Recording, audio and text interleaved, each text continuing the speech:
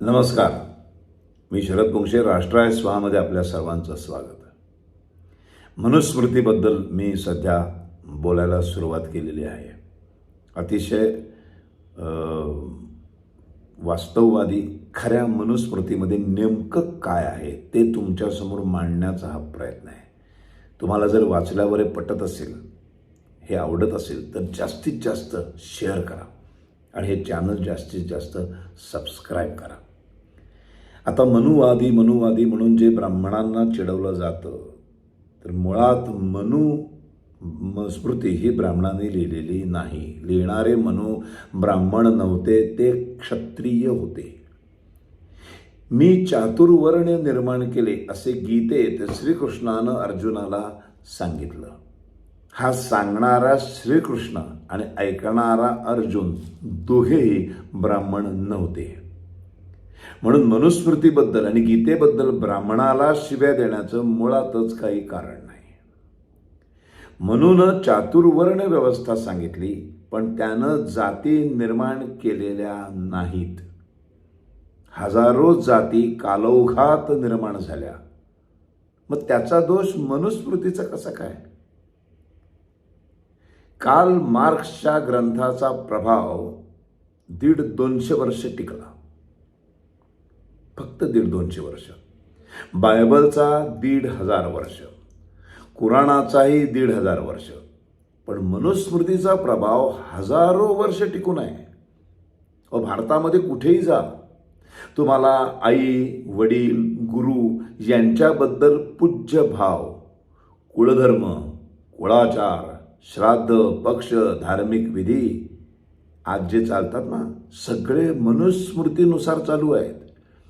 मंत्र, तंत्र, पाप पुण्याची कल्पना, पापाबद्दल प्रायश्चित्त, हे सगळं मनूनं सांगितल्याप्रमाणे चालू आहे. स्वतःला बुद्धिवादी मानणारे, धर्म न मानणारे असे लोक सुद्धा घरामध्ये मनुप्रणित विधी करतात. थोर विचारवंत प्राध्यापक नरहर कुरुंदकर आपल्या घरी कुळधर्म, कुळाचार पाळत असत. थोर समाजवादी नेते SM जोशी यांनी आपल्या नातवाची मुंज केली होती. रायवादी विचारवंत तर्कतीर्थ लक्ष्मण शास्त्री जोशी यांचा अंत्यविधी समंत्रक झाला. सगळे मंत्री, पुढारी पंढरपूर, तुळजापूर वगैरे क्षेत्रात जाऊन समंत्रक पूजा करतात.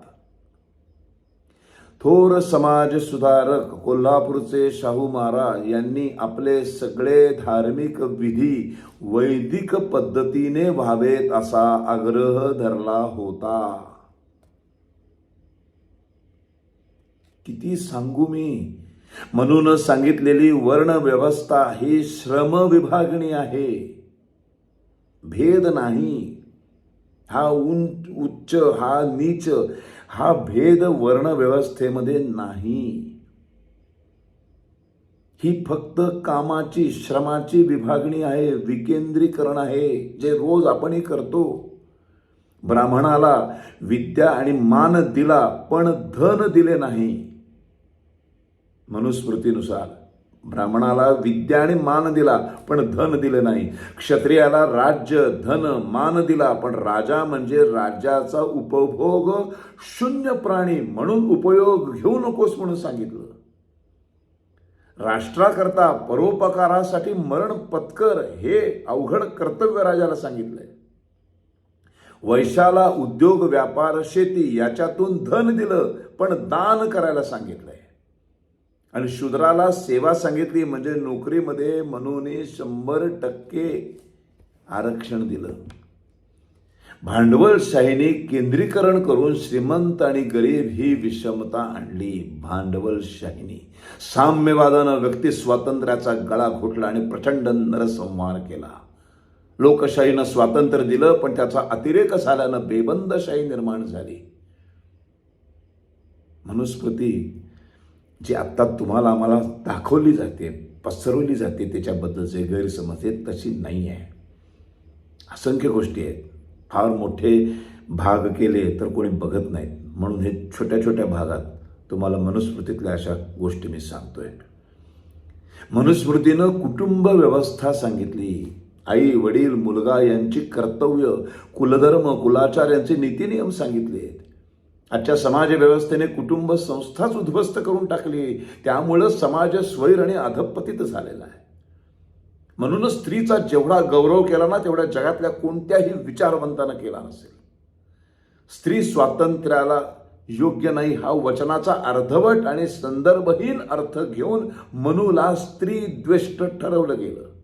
पण तिथे स्त्री सदैव संरक्षणात ठेवावे, तिला स्वतंत्र म्हणजे अरक्षित ठेवू नये असे महर्षी मनू म्हणतात.